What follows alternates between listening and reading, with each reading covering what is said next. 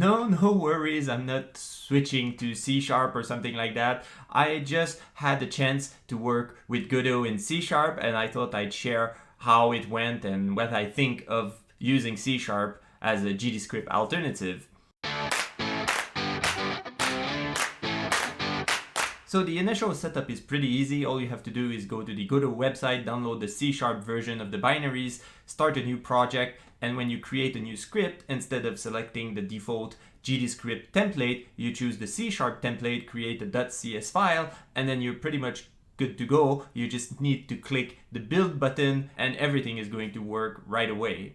That said, if you're working in C#, you're probably going to want to switch your IDE to something else than the Godot built-in IDE because it's really made for GDScript, plus you won't be able to use the debugger in C#. The official documentation recommends a bunch of IDEs, but really I have only experience working with Visual Studio, so I upgraded my Visual Studio to the free version of 2019, and from there you can install the Godot Visual Studio extension that should allow you to debug your project directly from Visual Studio. Sadly, it's been broken since version 3.2.4, because the project file format changed and now the extension doesn't recognize your project as a Godot project. At the time of this video, it doesn't look like it's been fixed, though there's an issue on GitHub that describes a way to kind of go around this, but it's a bit of a pain. The way to do it is that you have to create a kind of dummy project that's empty, but has the old file format in the CSproj file so that the extension is going to recognize it in your project. Thankfully, on the Godot issue about this, there's a template that you can follow. You just copy and paste it into a CSproj file, and then you set this as your startup project in Visual Studio, and then the Godot extension is going to recognize it, and then you'll be able to click play in the editor and use breakpoints and stuff like that. Sadly, another issue with this extension is that because I think it's an old file format or something, it's going to crash IntelliSense, so you won't have any autocompletion as you're using the extension. Now, a workaround around that is to disable the extension when you want to program and use the auto-completion in IntelliSense. But then if you want to debug something and use breakpoints, then you can go into the extension, re-enable the Godot extension, and then restart Visual Studio, and you'll be able to run play in the editor and debug your project. I agree it's a bit of a pain to work around, but it's possible and it's not that bad.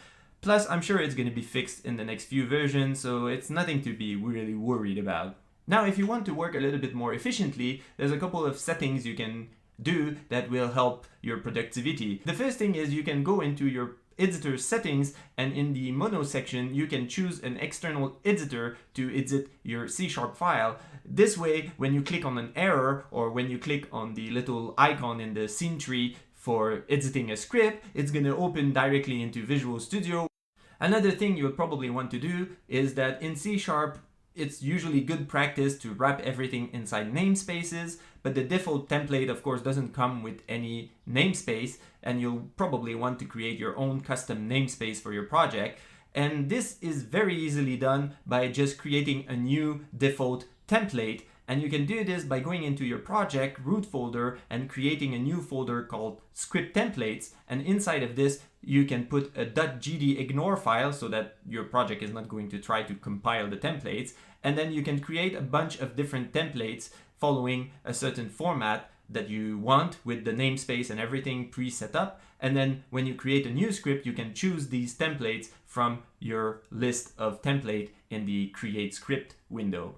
You can even name it default.cs so that it's going to overwrite the real default template from Godot.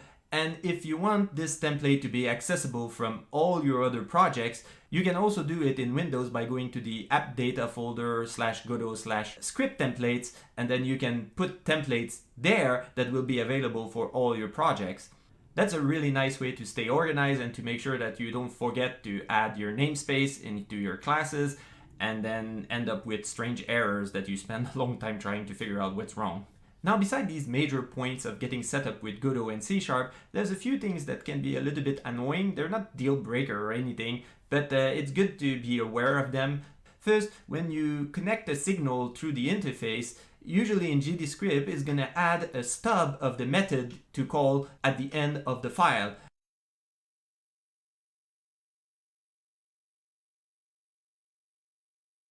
There's also a certain distinction between the Godot world of objects and the regular C# libraries and stuff like that.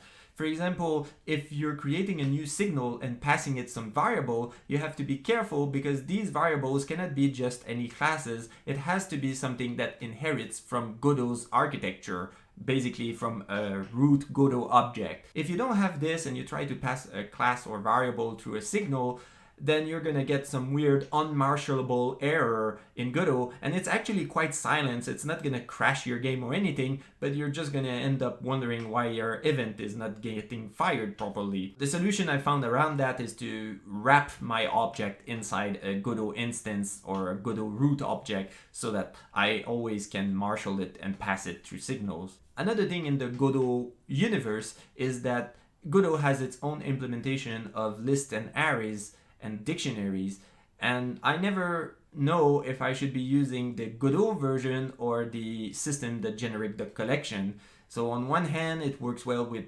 link and stuff like that, and I know it's well implemented. On the other hand, the Godot version has typeless variation that you can store anything you want. So I'm never quite sure which one I should use, and in the end it just turns out that I'm using both and my code is a mess. So maybe you want to think about that when you start your project. Speaking of types, GDScript is a typeless language, which is very different from C# that's a strongly typed language. If you're coming from Unity and you're already used to it, then it's probably not an issue. But coming from GDScript, it can be a little bit confusing. Plus, there's some method in the Godot API that have templated version or generic version where you can specify the type you're expecting to get. For example, in getNode, you can say that you're expecting control, for example. But there are versions like find that doesn't have a templated version, so you'll have to manually cast them into the type you want and make sure of tapes cast safety and all of this kind of stuff. Another thing you might run into as you're working in C#, especially if you don't have experience working with GDScript, is that in GDScript, all the Godot API is in snake case. That means that the methods are all lowercase and the words are separated by underscore. But in C#, they're using the standard camel case, where each word has an uppercase and there's no spaces. But in certain cases, you have to refer to the method name by a string, for example, in call deferred or when you're trying to emit a signal. And in those cases, if you're referring to a method that comes from the Godot API, then you'll have to refer to it using the snake case and not the camel case that you usually find in C#, which can be kind of confusing. But yeah, these have been my experiences using C#. Honestly, all in all, I think it's very usable and it's very strong and works really well. And that's going to be it for this week. I hope you liked it. If you did, please leave a like, a subscribe, and see you all in my next episode. Bye!